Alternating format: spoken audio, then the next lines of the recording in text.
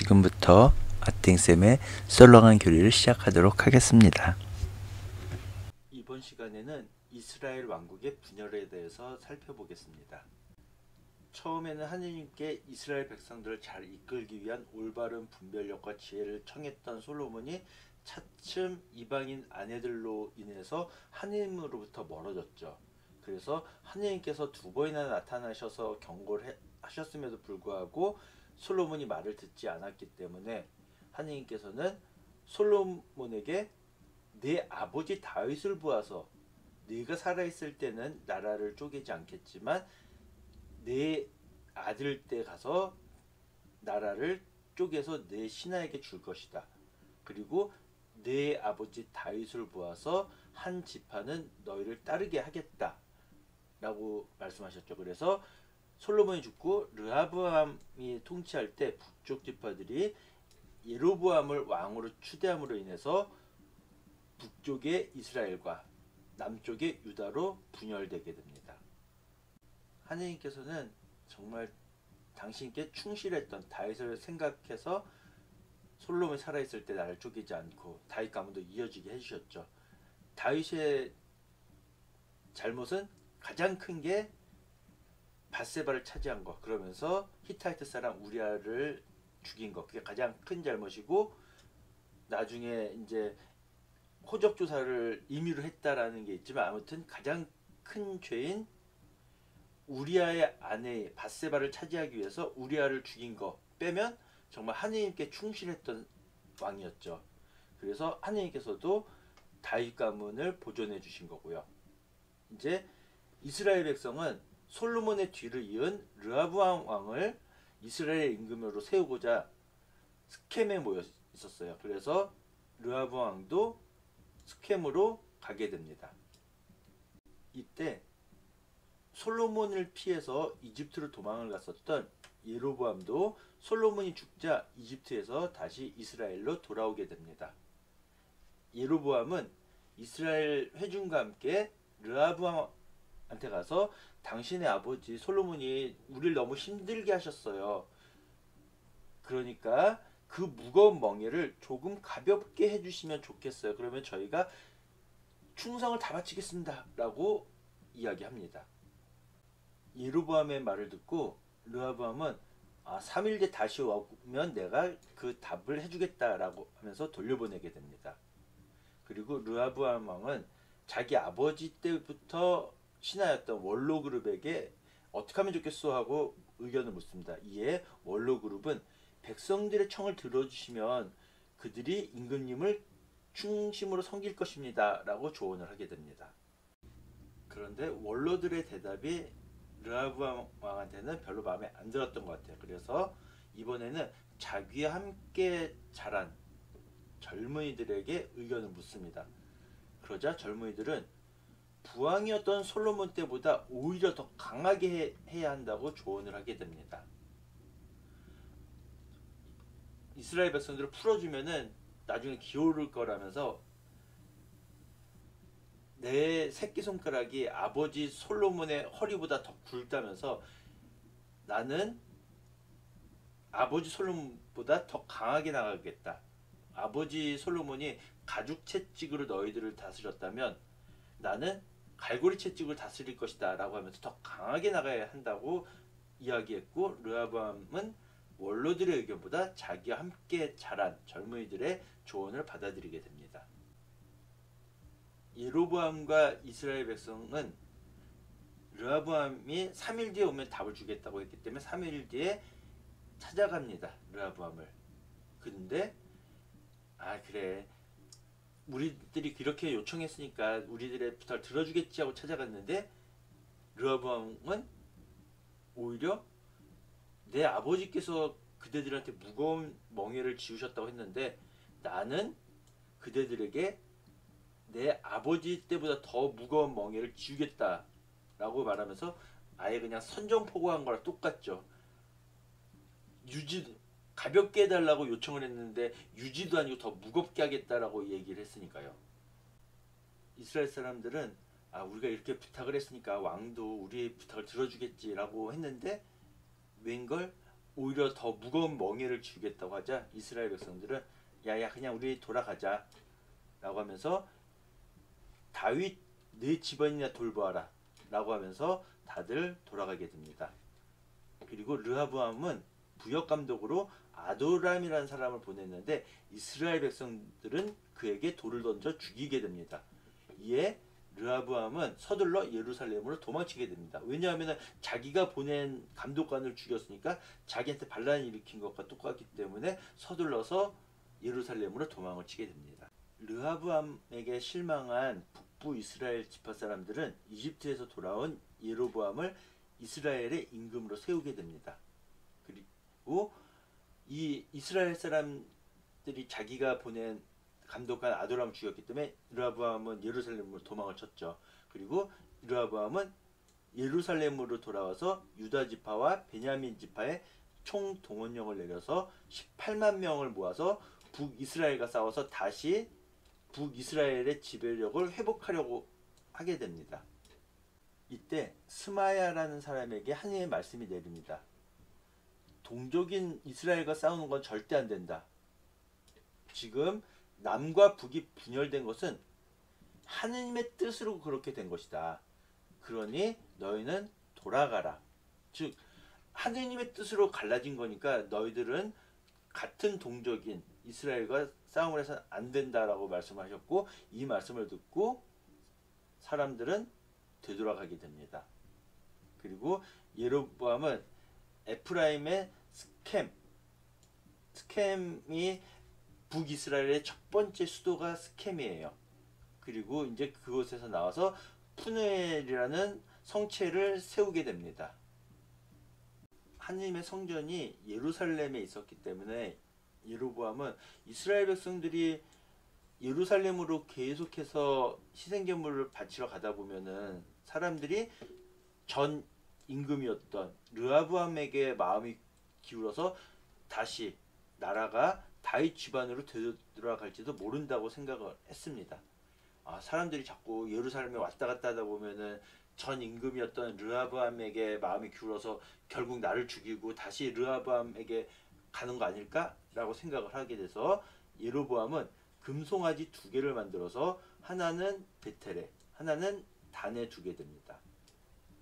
예로보암이 금송아지를 베텔과 단에 만들어 둔 것은 당연히 하느님께 죄가 되었죠. 그리고 북이스라엘 백성들은 예로보암이 금송아지를 만들어 놓고 이분이 우리를 구원해 준 하느님이다 라고 했기 때문에 베텔과 단에 예배하러 가게 됐죠. 그리고 예로보암은 산당들 짓고 레위인들이 아닌 일반 백성들을 사제로 임명하기도 합니다. 그래서 레위인들은 예로보암의 북이스라엘을 떠나서 남유다로 오게 됩니다. 앞선 시간에 살펴봤던 것처럼 하느님께서 솔로몬에게 진노하셨죠. 왜냐하면 솔로몬이 하느님에게서 돌아섰기 때문에 하느님께서는 2번이나 나타나셔서 경고를 하셨음에도 불구하고 다른 신 섬기지 말라고 경고를 하셨음에도 불구하고 하느님의 말씀을 지키지 않은 거죠. 그렇기 때문에 하느님께서는 내가 내 말을 듣지 않았으니 내 나라를 띄어서 신하에게 줄 것이다. 하지만 다윗을 보아서 그렇게 내가 살아있을 때 하지 않고 내 아들 때 하고 그리고 전체를 다 주지는 않고 예루살렘의 한 지파만은 내 아들 르하브암이 그대로 다스릴 수 있도록 하겠다라고 말씀을 하시죠. 그리고 아이야 예언자가 예로보암을 만나서 자기 옷을 12조각을 낸 다음에 10개를 가지라고 하면서 10지파를 주겠다라고 말을 하죠. 하나님께서 그렇게 말씀하셨다고. 그리고 너는 이스라엘의 임금이 될 것이다 라고 예언을 하게 되죠.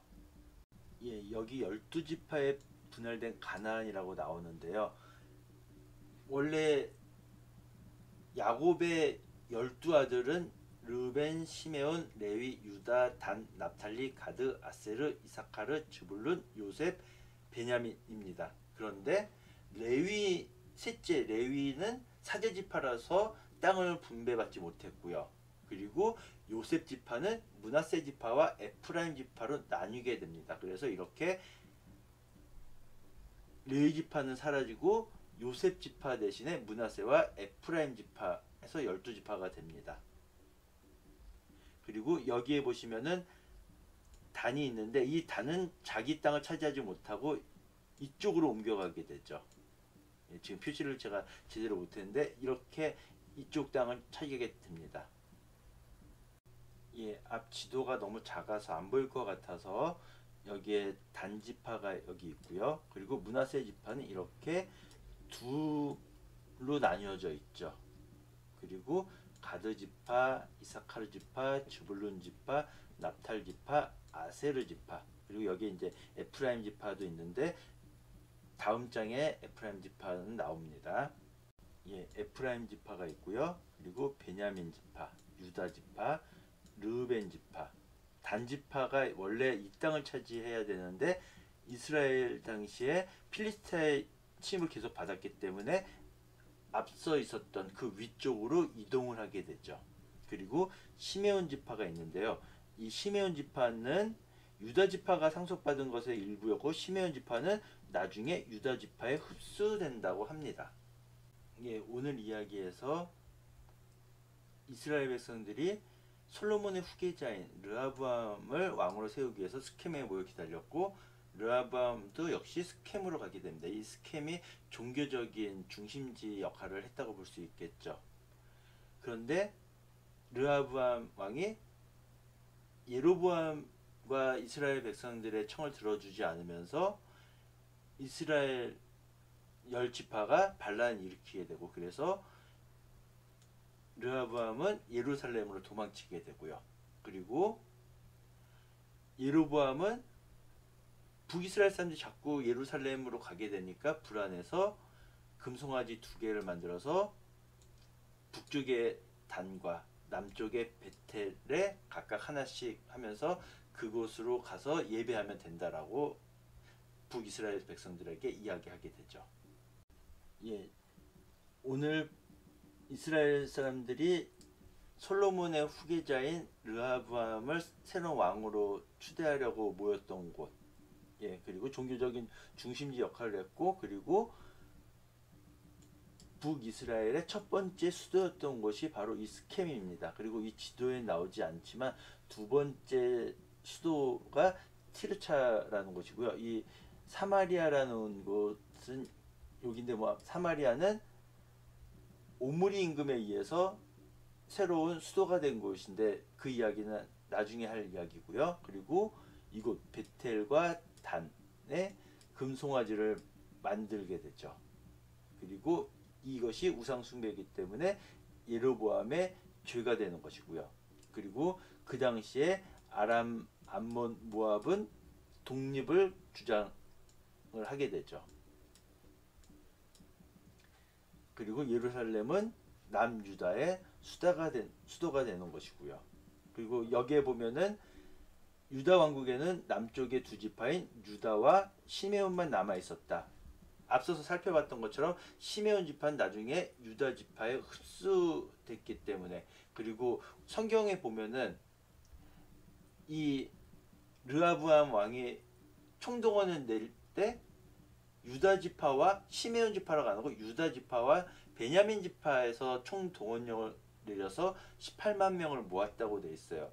그리고 개신교 자료나 그런 거 봐도 유다 지파와 베냐민 지파가 남유다를 형성했고요. 그러니까 제가 봤었을 때는 유다 지파, 그리고 베냐민 지파, 그리고 유다 지파에 흡수된 시메온 지파, 그리고 나중에 내려온 레위 지파가 남유다를 형성했고 나머지 지파들이 북이스라엘을 형성했다고 생각됩니다. 열왕기 상권에 보면 르하브암이 스켐으로 가게 됩니다. 왜냐하면 이스라엘 사람들이 스켐에 모여서 르하브암을 왕으로 추대하려고 세우려고 했기 때문이죠. 근데 이때 솔로몬을 피해서 이집트를 도망갔던 예로보암도 솔로몬이 죽었다는 소식을 듣고 이집트에서 이스라엘로 돌아오게 됩니다. 그리고 예로보암은 이스라엘 사람들과 함께 르하브암에게 가서 이야기하죠.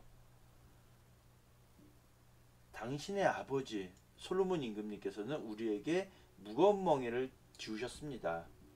그러니 이 무거운 멍에를 가볍게 해주십시오. 그럼 우리가 르하브암 당신을 충심껏 섬기겠습니다. 라고 이야기하죠. 그러자 르하브암은 사흘 뒤에 다시 오면은 답을 주겠다라고 이야기합니다. 백성들의 요구에 대해서 르하브암은 자기 아버지 때 신하들이었던 원로들을 불러서 어떻게 해야 좋겠냐고 의견을 묻습니다. 그러자 원로들은 그들의 의견을 들어주십시오. 그러면은 저 백성이 임금님의 충성스러운 신하가 될 것입니다. 라고 이야기합니다. 근데 르하브암이 듣고 싶었던 대답은 그게 아니었나 봐요. 그래서 이번에는 자기와 함께 자란 젊은이들에게 의논을 해봅니다. 그러자 젊은이들은 지금 저 백성들이 너무 편해서 그래요. 오히려 더 힘들게 해야 됩니다. 이렇게 말하면 됩니다. 내 새끼손가락이 내 아버지의 허리보다 더 굵소. 아버지께서 무거운 멍에를 지우셨다고 하는데 나는 더 무겁게 하겠소. 그리고 아버지가 가주 채찍으로 다스렸다면 나는 갈고리 채찍으로 다스릴 것이오. 라고 조언을 해주게 됩니다. 르하브암이 약속한 3일 뒤에 이스라엘 백성과 예로보암은 르하브암의 대답을 듣기 위해 찾아가게 됩니다. 그러자 르하브암은 아버지께서 그대들에게 멍에를 무겁게 하셨다고 했는데 나는 더 무겁게 하겠소 라고 하면서 거의 선전포고를 하게 되죠.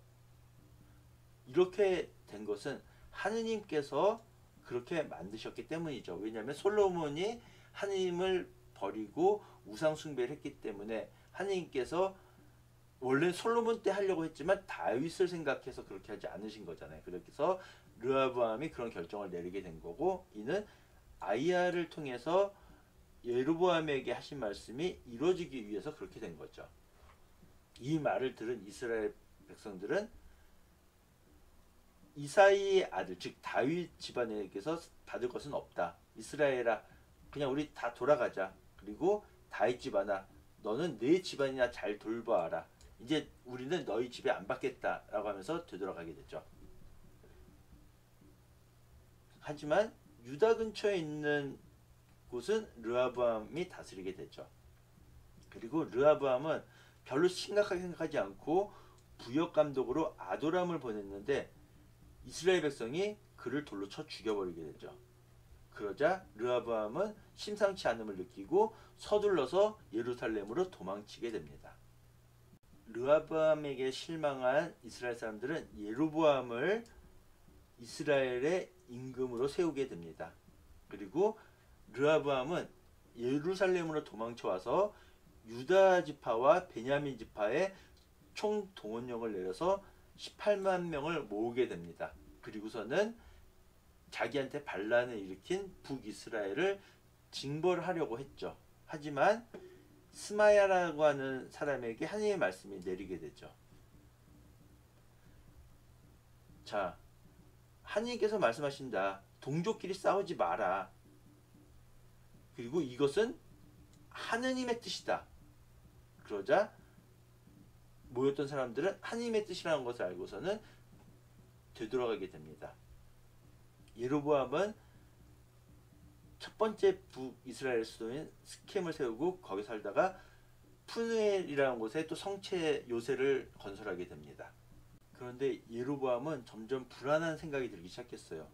아, 이러다가 어쩌면 다시 다윗 집안으로 나라가 되돌아갈지도 모른다. 이 백성이 예루살렘 성전으로 희생제물을 바치러 계속 가는데 이러다가 자기 주군인 르하브암에게 마음이 돌아서면 그들이 나를 죽이고 다시 르하브암에게 돌아가지 않을까? 라고 걱정을 한 나머지 금송아지를 2개 만들게 됩니다. 그리고 금송아지가 하느님입니다 라고 말을 하게 되죠. 그리고 하나는 베텔에 남쪽에, 하나는 북쪽 단에 두게 되죠. 당연히 이거는 하느님께 죄가 되었죠. 그리고 예로보암은 산당을 짓고 레위 지파 사람들이 아닌 일반 백성들을 사제로 임명하기까지 합니다. 앞서서는 열왕기 상권이었고요. 이번엔 역대기 학원인데 내용이 거의 복사 붙여넣기처럼 똑같습니다. 르호보암이 스캠을 갖고 이스라엘 사람들이 그를 임금을 세우고자 했기 때문이고, 예로보암이 이집트로 도망갔다가 다시 되돌아오고, 그리고 예로보암이 르호보암에게 가서 말하고, 멍에를 가볍게 해주면 임금을 섬기겠다라고 하고 3일 뒤에 다시 오라고 이야기하고, 원로들의 의견을 묻고, 그러자 원로들은 그들의 말대로 하면은 그들이 충성스러운 신하가 될 거라고 얘기하고, 그러자 이번에는 젊은이들과 의논을 하고, 그러자 젊은이들은 말도 안 된다고 하면서 오히려 더 무거운 멍에로 내리쳐야 된다라고 조언을 하게 되죠. 그리고 르호보암이 약속한 3일 뒤에 다시 가자 가볍게 해달라고 그랬는데 나는 더 힘들게 할 거야 라고 이야기를 하죠. 그건 하나님께서 그러신 거고, 아이야한테 하신 말씀을 이루기 위해서 그렇게 하신 거고, 그러자 우리가 다윗에게 얻을 몫이 무엇이냐, 우리가 받을 것은 없다. 자, 우리 되돌아가자. 다윗아, 너는 이제 니네 집안이나 다스려라 라고 하고, 그리고 차이점이 있다면 부역감독 하도람을 보내자. 근데 열왕기 상권에서는 이름이 아도람이죠. 이 차이 빼고는 열왕기 상권과 역대기 학원은 거의 복사 붙여넣기를 똑같습니다. 예, 그리고 열왕기 상권 12장에서는 남과 북이 갈라지다가 같은 12장에 나오지만, 역대기 학원에서는 10장에 이어서 11장에 남과 북이 갈라진 게 나온다는 차이 정도 빼고는 거의 똑같죠. 스마야 말씀이 하나님께 내리고, 그리고 이거는 형제들과 싸우지 마라, 이거는 다 하나님의 뜻이다 라고 하자 예로보암을 치러 가지 않고 그냥 다 되돌아갔다 라는 이야기, 열왕기 상권과 똑같은 내용이 나오죠. 예로보암이 자기 마음대로 베텔과 단에 제단을 세우고 산당을 짓고 일반인들을 사제로 임명하자 사제와 레위인들이 르호보암에게 넘어오게 됐죠. 왜냐하면 예로보암이 그들을 주님의 사제직에서 내쫓고, 그리고 직접 일반인들을 사제로 세웠기 때문인 거죠. 지금까지 들어주셔서 대단히 감사합니다.